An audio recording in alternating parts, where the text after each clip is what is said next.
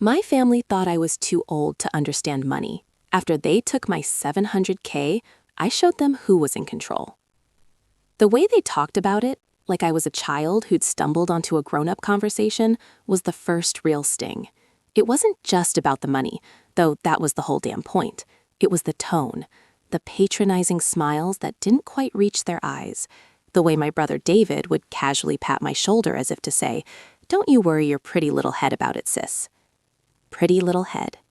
I was 62 years old, had managed my own finances for 40 years, and built a successful graphic design business from the ground up. I'd weathered recessions, difficult clients, and the kind of personal loss that carves you hollow. Yet, in their eyes, I was suddenly incapable of understanding complex financial maneuvering. It all started, or rather it escalated, after Dad died.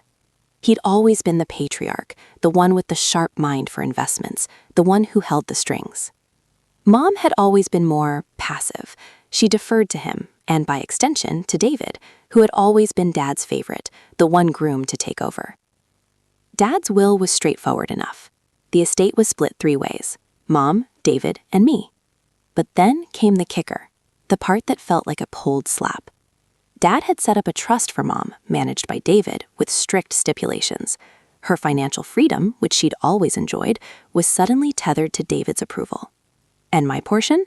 It was a direct inheritance, but the timing of its release was left to the discretion of the estate executor. The executor was David. The initial meetings were a masterclass in manipulation. We gathered at David's sprawling estate in the Hamptons, the kind of place where the lawn stretched so far it looked like it met the sky. The air was thick with the scent of money and a carefully curated sense of familial unity. Mom, looking frail and lost, sat beside David, her hand often reaching for his. David, ever the impressant of polished competence, had his lawyer there, a man named Sterling, whose smile was as sharp and impersonal as his tailored suit. I'd brought my own lawyer, a younger woman named Chloe, who was sharp and knew her stuff, but she was an outsider, and they made sure she felt like one. "So, Sarah," David began, leaning back in his leather chair, the afternoon sun glinting off his expensive watch, "Sterling and I have been going over the financials. It's quite complex, you know. Dad's assets are significant, and there are certain protections in place." I nodded, keeping my voice level. "I understand. He was a very astute investor." "Indeed," Sterling chimed in, his voice smooth as silk. "And given the current market volatility and your retirement status, David and I believe it would be in your best interest for us to manage your inheritance for a period, to ensure its optimal growth and safeguard it." My inheritance. The word felt strange, like it was being offered as a gift, not something I was entitled to. "Manage it how, exactly?" I asked, my gaze fixed on David. David offered that tight-lipped smile. "We're thinking of rolling it into a diversified portfolio, primarily focused on blue-chip stocks and perhaps some real estate development. Think long-term security, Sarah. We'd handle all the day-to-day, the paperwork. You wouldn't—" "I don't want to worry about a thing, David," I said, the words feeling a little sharper than I intended. "I want to understand where my money is going. I worked for 40 years, saved diligently. I have my own investments. I'm not suddenly going to become financially illiterate." Mom, who had been fiddling with a pearl necklace, looked up, a flicker of something unreadable in her eyes. "David, darling, Sarah has always been very good with her money. Remember her little business?" David waved a dismissive hand. "Mom, that was a small business. This is significant capital. We're talking about hundreds of thousands, Sarah. It's a different ballgame. We're just looking out for you. Dad wanted us to look out for each other." That was the hook. Look out for each other. It was the perfect paternalistic phrase, cloaked in familial concern, designed to disarm me. I knew then, with a sickening certainty, that I was being cornered. The amount they were talking about was my direct inheritance from Dad, separate from my own savings, a substantial sum that represented a significant portion of his liquid assets, roughly $700,000.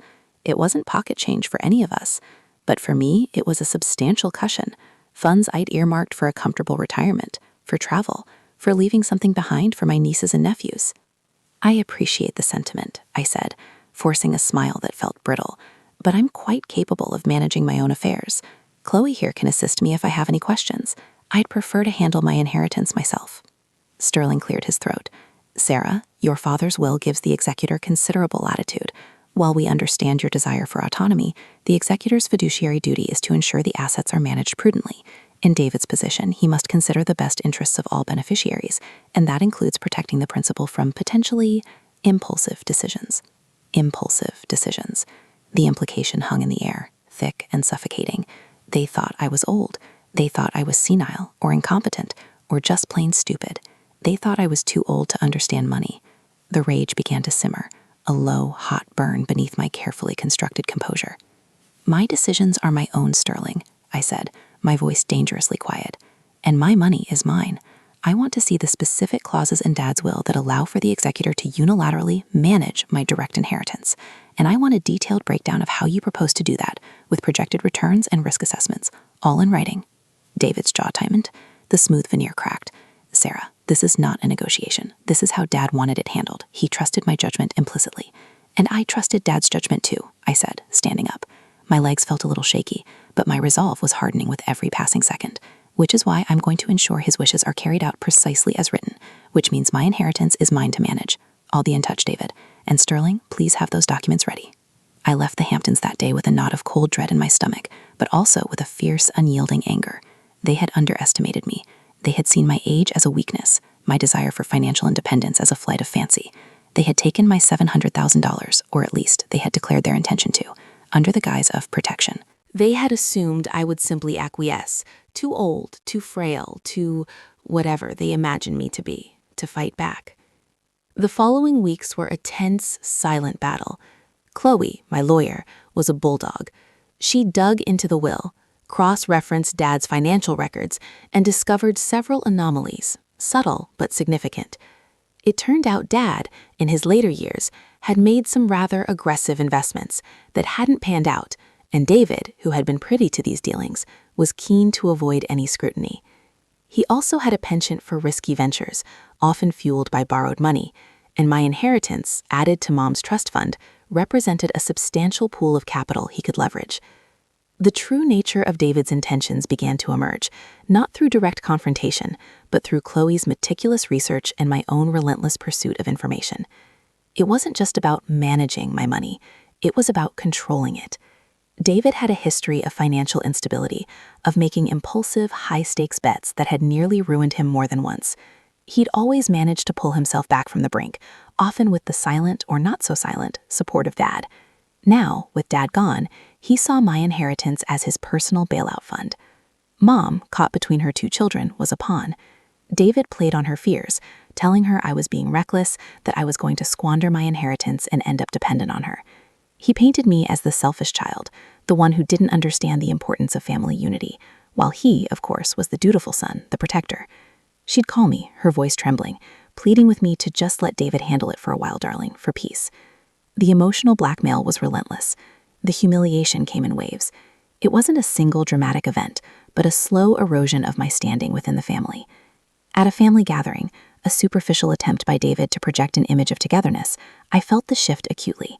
My nieces and nephews, young adults now, looked at me with a mixture of pity and confusion when David, in a loud, booming voice, said, "Aunt Sarah's a bit out of touch with the financial world these days. We're keeping an eye on her investments for her." The laughter that followed was not unkind, but it was undeniably condescending. They had bought into David's narrative. I was the dottery old aunt. I felt a profound sense of isolation. The family I had always believed in, the people I had shared holidays, celebrated milestones with, suddenly seemed like strangers, or worse, adversaries. They had conspired, perhaps not overtly, but through a shared assumption of my frailty, to dispossess me. The $700,000 wasn't just money. It was my independence, my security, my dignity. And they had deemed me too old, too insignificant to be trusted with it. Chloe's calls became more frequent, her tone increasingly grim. She had unearthed records of David's past dealings, a pattern of borrowing against future earnings, of leveraging family assets for personal gain.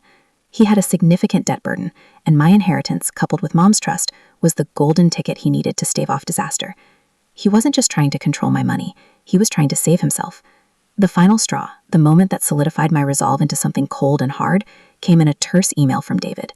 Sarah, after much deliberation and consultation with Sterling, we have initiated the process of consolidating your inheritance into the diversified portfolio. We believe this is the prudent course of action, and we will provide you with quarterly reports. Please refrain from making any independent inquiries that could disrupt the market strategy. He hadn't even asked. He had simply announced it. My $700,000 was gone. Not invested, not managed, but effectively taken. My own money, my future, my hard-earned security, siphoned off by my own brother under the guise of familial obligation and financial prudence. The realization hit me with the force of a physical blow. They had not just underestimated me, they had fundamentally misunderstood me. They saw an old woman, easily manipulated. They didn't see the fire that still burned within me, the survivor who had learned resilience in the face of far greater challenges than a greedy brother. The humiliation was a bitter pill, but it was also the catalyst. The silence that followed was not defeat. It was the quiet preparation for a storm. The control they thought they had gained was an illusion. They had sown the seeds of their own undoing. And I, the old woman who was too old to understand money, was about to show them exactly how much I understood. The game had changed, and I was no longer playing by their rules. The quiet rage had found its focus. They had taken my money, and in doing so, they had awakened a force they could never have anticipated. The fight was just beginning. The sheer audacity of David's email chilled me to the bone, initiated the process, as if my money were a mere inconvenience to be processed. The quarterly reports were a slap in the face, a token gesture of transparency designed to placate me while he proceeded with his grand plan. He thought he had won. He thought I would retreat, wounded and silenced by his pronouncement, just as I had retreated from the Hamptons meeting, armed with anger but lacking concrete proof. But the anger had only simmered, a slow burn that had been fanned into a controlled inferno by Chloe's tireless work and the gut-wrenching email from David. He hadn't just underestimated me, he had made a critical miscalculation about the depth of my resolve. He assumed my age and my perceived gentleness equated to a lack of strategic thinking. He couldn't fathom that the quiet observer, the one who always listened more than she spoke, was meticulously collecting data, building a case, and waiting for the opportune moment. The $700,000 wasn't just about the number.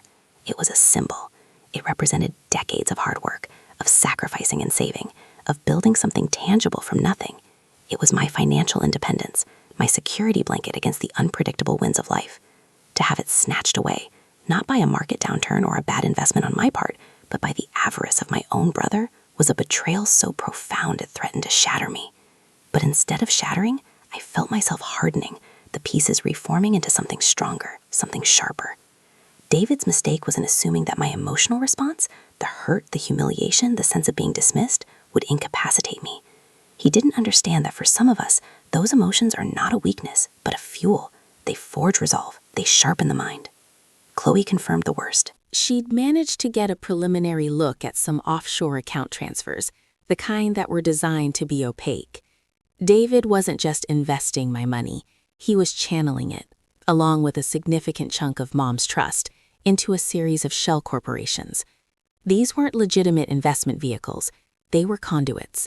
She suspected they were being used to prop up a failing business venture of his, one that had been teetering on the brink of bankruptcy for months.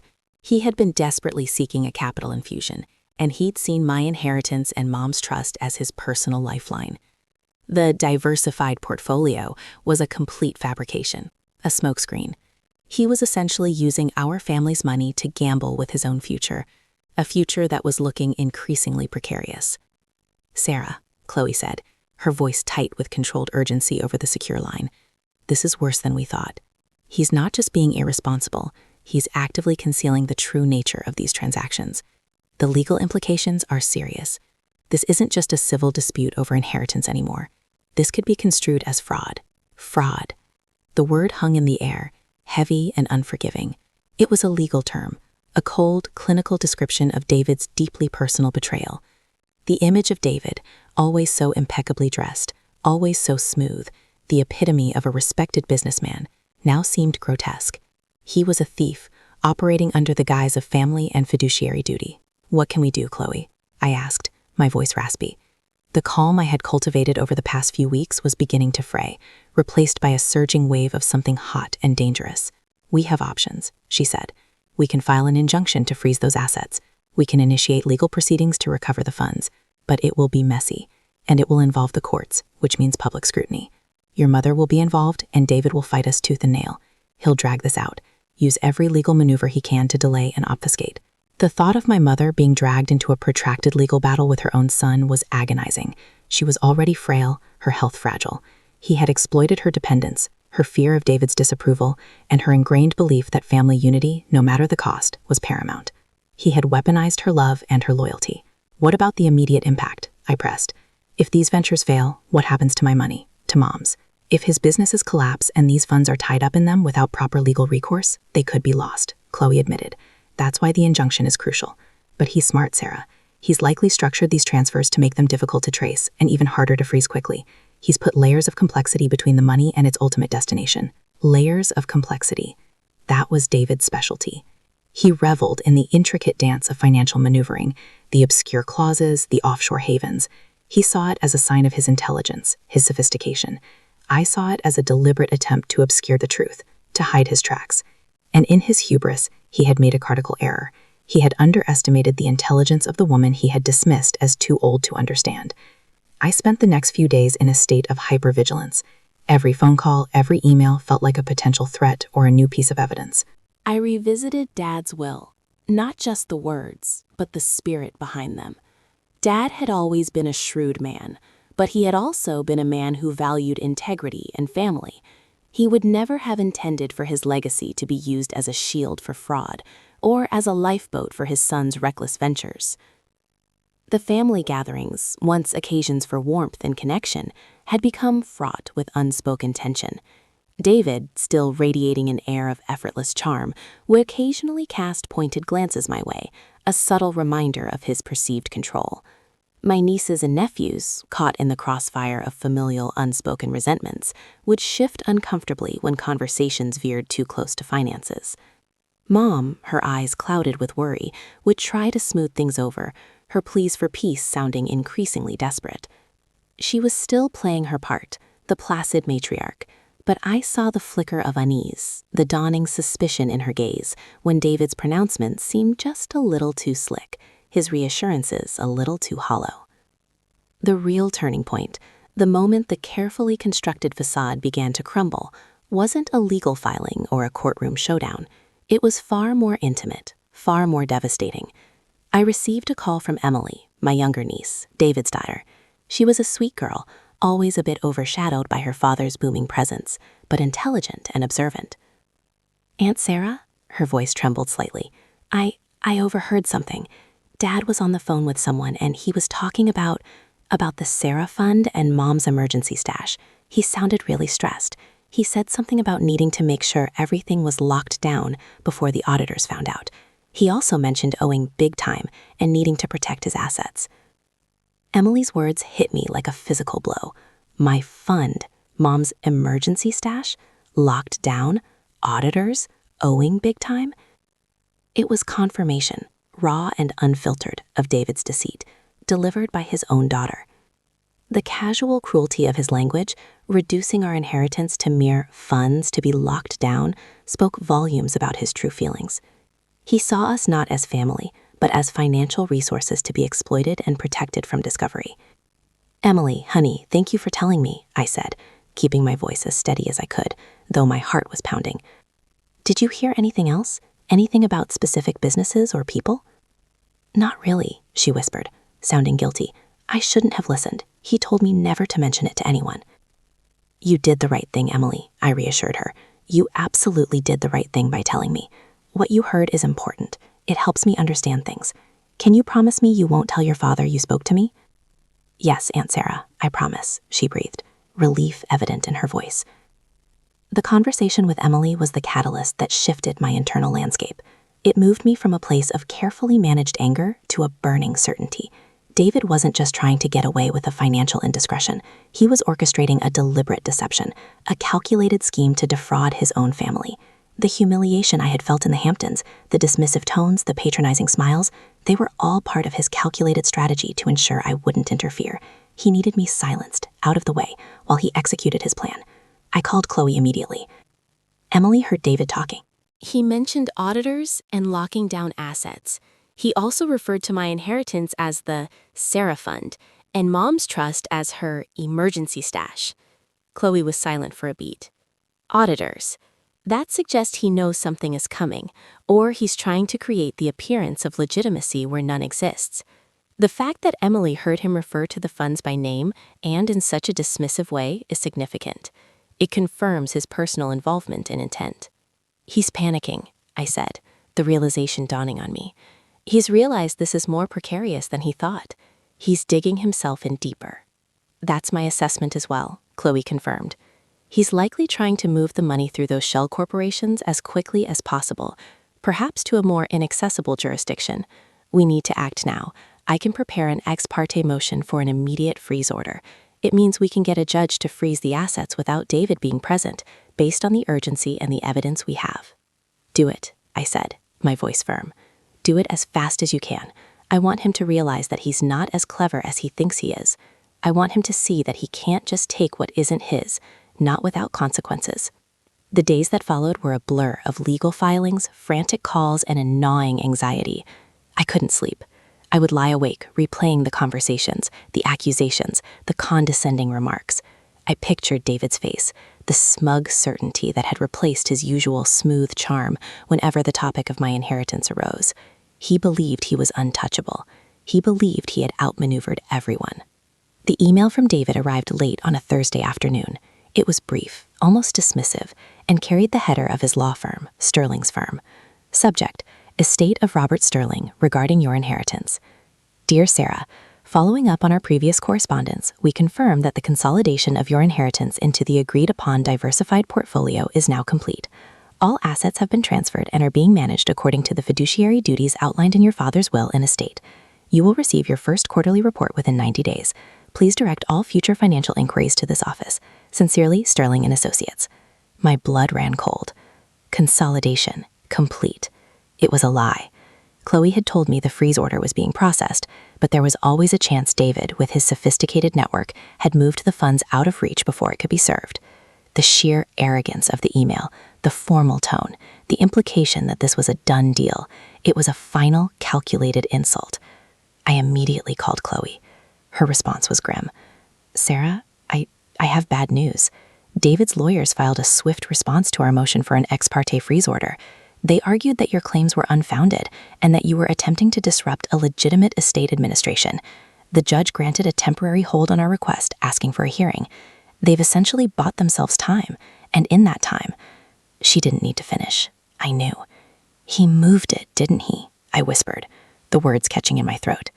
It appears so, Chloe confirmed, her voice heavy with regret. The auditors Emily mentioned, if he was alerted to our inquiry, he likely moved the bulk of the funds out of the country or into accounts that are incredibly difficult to access without a much broader international legal effort. The Sterling and Associates email you received, that's a smokescreen. They're legally obligated to protect their client, but this tone suggests they're facilitating his deception. The shock was immense, a wave of nausea washing over me. All that work, all that digging, all that carefully orchestrated plan, and he had slipped through our fingers. The $700,000, gone. Not just gone, but likely irretrievable, swallowed by the labyrinthine offshore financial world David had so expertly navigated. The humiliation of the Hamptons, the condescension, the disbelief, the slow erosion of my dignity, it all came crashing back, magnified by this ultimate act of betrayal. I hung up the phone, my hand shaking. I looked around my familiar living room, the comfortable armchair, the photographs on the mantelpiece. It all felt like a facade. My family, the people I had shared my life with, had conspired to strip me of my financial security, my independence. David, with his smooth words and his expensive suits, had stolen from me. Mom, with her placid obedience, had enabled it. For a long moment, I sat in stunned silence. Rage, which had been a burning ember, now threatened to consume me. But then something shifted. As the despair began to recede, a cold, hard resolve settled in its place. David thought he had won. He thought he had outsmarted me, outmaneuvered me, and that the legal system and my own perceived limitations would protect him. He had no idea how wrong he was. The money may be gone, physically, but he had underestimated the power of what he had awakened within me. He had taken my inheritance, but in doing so, he had gifted me something far more potent, an unshakable, absolute determination to see him pay for what he had done. The game wasn't over. It had just escalated to a level he could never have imagined. The quiet fury had found its focus, and it was aimed squarely at David. He had made his move, and now it was my turn. The email from David's firm, Sterling and Associates, felt like the final nail in a coffin I hadn't even realized was being built. Consolidation complete. It was a cold, calculated lie, designed to sound official, unassailable. They were his lawyers, of course, obligated to represent him, but the tone of that email, the utter dismissiveness of my concerns, the implied finality, it was a clear signal. He hadn't just moved my money, he had laundered it through a complex web of shell corporations, likely offshore, making it virtually impossible to trace or reclaim through standard legal channels, especially with the judge temporarily blocking our freeze order. The diversified portfolio was a ghost, a phantom asset conjured from thin air and funded by my life savings and mom's trust. Chloe's voice, usually so confident, was strained. "Sarah, I'm so sorry. They acted incredibly fast. By the time we presented our case to the judge, they had already filed their counterarguments and evidence, likely fabricated, claiming everything was in order and that you were making baseless accusations. They've effectively stalled us for weeks, maybe months, by demanding a formal hearing, and in that window, he moved it. He knows we were onto him." The words hung in the air, heavy with defeat. My $700,000. Decades of sacrifice, of early mornings and late nights, of foregoing luxuries to build a future. Gone.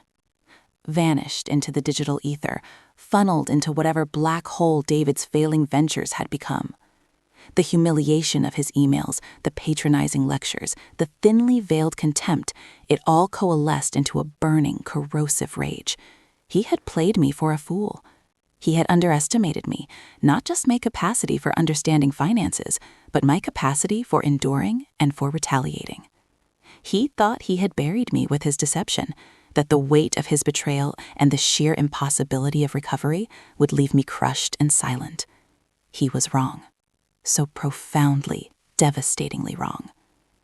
I hung up the phone, the silence in my apartment suddenly deafening. I looked at the framed photos on the wall, Dad smiling, Mom looking radiant, David younger, his eyes full of a boyish charm that now felt like a cruel joke. These were the people who had supposedly loved me, supported me. Yet they had allowed this to happen. David, the architect of this ruin, and Mom, the passive accomplice, her fear of conflict a potent weapon in his hands. The carefully constructed illusion of a loving, supportive family had shattered into a million jagged pieces. The initial shock gave way to a profound, bone-deep exhaustion. I felt hollowed out, as if every ounce of my strength had been drained away in this futile fight. But beneath the exhaustion, a new emotion began to stir. A cold, sharp, unfamiliar sensation. It wasn't just anger anymore. It was something more deliberate, more focused. It was the chilling realization that David, in his avarice and his arrogance, had made a fatal mistake. He had taken my money, yes, but he had also taken my complacency. He had stripped me of my illusions and replaced them with an unyielding clarity of purpose. He had given me a reason, a singular, driving imperative. Make him pay. Not just financially, but in every way that mattered. I spent the next few days in a state of quiet, almost eerie detachment. I didn't weep. I didn't rage. I simply observed. I watched David's smug pronouncements on social media, the carefully curated images of success, the confident smiles he gave my mother at family dinners. He was operating under the assumption that he had won, that he was safe, that I was beaten.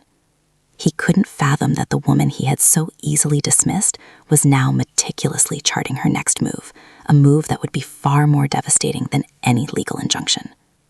Chloe, bless her tenacious spirit, refused to give up. "Sarah, there are still avenues. We can explore international law, but it's a long, expensive, and uncertain road. We could try to find proof of the specific ventures he funneled the money into, proof that he used your funds for his own gain under false pretenses. That's a criminal matter, not just civil. But it requires concrete evidence, and he's buried it deep." "Criminal," I echoed, the word resonating with a dark satisfaction. "Yes, Chloe, that's precisely what it is." I started small. I requested access to the estate's financial records again, not through Chloe, but directly, citing a right as a beneficiary to review any and all financial documentation pertaining to my father's estate. David, feeling secure, likely assumed this was a formality, a last gasp of my legal team. He agreed, probably thinking he was showing magnanimity. His lawyers sent over a massive digital archive. It was a labyrinth of spreadsheets, invoices, and transaction logs. I spent days sifting through it, my eyes blurring, my mind a hyper-focused machine. I wasn't looking for legal loopholes this time. I was looking for a pattern, a signature, something that pointed directly to David's personal involvement, not just as a trustee, but as an architect of fraud. The key wasn't in the numbers themselves, but in the timing, the specific types of transactions, the recurring payments to certain obscure entities that Chloe had flagged as potential shell corporations. David was sloppy, he was arrogant, and in his arrogance, he had left breadcrumbs. He had a habit of using a particular payment processing service for his more discreet personal expenses: luxury car maintenance, exclusive club memberships, discreet renovations on properties that weren't officially in his name. These weren't the transactions of a legitimate estate manager. These were the expenditures of a man living far beyond his legitimate means, funded by stolen assets. I cross-referenced these payments with the offshore account movements Chloe had managed to uncover before the freeze order was blocked. A specific offshore entity, registered in a tax haven known for its extreme secrecy, consistently received large sums from David's personal accounts shortly after funds from Mom's trust and my inheritance were transferred. The amounts weren't always identical, but the timing and the sequence were undeniable. He was siphoning the money, cloaking it in legitimate-sounding investment fees and management charges, then using it to fund his lavish, secret lifestyle. The real breakthrough came when I stumbled upon a series of emails between David and a man named Arthur Finch. Finch was the CEO of a struggling tech company that had been on the verge of bankruptcy for years, a venture David had secretly poured money into. The emails were damning. They spoke of recapitalization efforts, securing bridge loans, and ensuring liquidity, all euphemisms for desperately trying to keep his failing business afloat. In one email, dated just days before David sent me his dismissive confirmation of my inheritance transfer, Finch wrote, "David, your prompt injection of the Sterling funds was a godsend. It has bought us the runway we desperately needed. You've effectively saved us from oblivion, and more importantly, from our creditors' more aggressive pursuit. Just make sure your personal holdings are shielded as much as possible from any SEC inquiries regarding this emergency funding." SEC inquiries, shielded personal holdings. It was explicit. He hadn't just invested my money, he had used it to prop up his failing business, and he knew, even then, that it was a risky, potentially illegal move. He was deliberately obfuscating the source of the funds to avoid scrutiny. He was committing fraud, plain and simple, using my inheritance as his personal bailout. Armed with this evidence, the pattern of personal payments, the timing of offshore transfers, and the damning emails with Arthur Finch, I went back to Chloe. This time, my voice was different. It was calm, measured, but laced with an ice-cold fury. "Chloe," I said, the name a prelude to victory. "We're not going after him for civil recovery anymore. We're going after him for criminal fraud. I have proof, solid proof." The emails from Arthur Finch, the pattern of payments, the offshore transfers, it all points to him using my inheritance and Mom's trust to bail out his failing company and fund his personal lifestyle. He's committed multiple felonies. Chloe's voice crackled with renewed energy. "Sarah, this is it. This is the angle. If we can prove intent and direct misappropriation of funds for personal gain and to conceal illicit activity, the DA's office will be interested. This isn't just about getting your money back. It's about putting him away." We worked relentlessly. Chloe, with her network, reached out to a prosecutor known for tackling white-collar crime. I provided them with every piece of information I had gathered. The prosecutor, a sharp woman named Agent Davies, was initially skeptical, given David's polished image and powerful legal team, but the evidence, meticulously organized and presented, spoke for itself. The pattern was undeniable. The intent was clear. The preliminary investigation was conducted in secrecy. I maintained my facade of quiet resignation, even attending a family gathering where David, beaming, showed off a new sports car he'd apparently acquired through a brilliant investment. Mom smiled weakly, her eyes darting nervously between her sons. She knew something was wrong, but she was too afraid to confront it, too bound by years of ingrained obedience to David's domineering personality. Then came the day. It wasn't a dramatic courtroom showdown. It was a Tuesday morning. I received a call from Agent Davies. "Miss Sterling," she said, her tone professional but grave. "We have executed a warrant for Mr. David Sterling's arrest. We have also obtained a court order freezing all his known assets, including those held through Sterling and Associates and various shell corporations. We've managed to trace a significant portion of the funds you identified. We will pursue full restitution, but the process will be lengthy. Arrest, freeze order, restitution. The words washed over me, a tidal wave of vindication. It wasn't the immediate recovery of the money, not yet, but it was something far more profound: justice. The illusion of David's invincibility had been shattered. The news, when it inevitably broke, was seismic. David Sterling, the respected financier, the pillar of the community, arrested for fraud. The headlines were brutal. The whispers turned into shouts. His carefully constructed world imploded. His business partners distanced themselves. His social circle vanished overnight. He was no longer the charming benefactor. He was a pariah, a thief. The family was thrown into chaos. Mom was devastated, not just by David's arrest, but by the shattering of her idealized image of her son. She wept incessantly, caught between her love for him and the undeniable horror of his actions. My sister-in-law, Emily's mother, was in shock, struggling to comprehend how she had been so blind. The day of the hearing, I stood outside the courthouse, not with Chloe, but alone. I didn't need legal representation there anymore. I was a witness to the consequences of David's choices. He was brought in, his face pale and drawn, stripped of his expensive suit, wearing a standard-issue prison jumpsuit. He saw me. For the first time in years, his eyes held not arrogance or condescension, but a raw, naked fear. He looked like a cornered animal. He didn't speak to me. He didn't try to explain. What could he say? The evidence was irrefutable. Agent Davies approached me after the preliminary arraignment. Miss Sterling, we've recovered a substantial amount of the misappropriated funds, enough to cover a significant portion of your inheritance and your mother's trust. The legal proceedings will continue, and Mr. Sterling faces considerable jail time. Your testimony was instrumental. I nodded, a single tear tracing a path down my cheek, not of sadness, but of profound, cathartic relief. The money was important, yes, but it was the vindication, the restoration of my dignity, the dismantling of David's deceitful empire that truly mattered. My relationship with Mom began to heal, slowly. The shared trauma of David's actions and the subsequent revelations forced a new kind of honesty between us. She confessed her fear of him, her own guilt in enabling his behavior.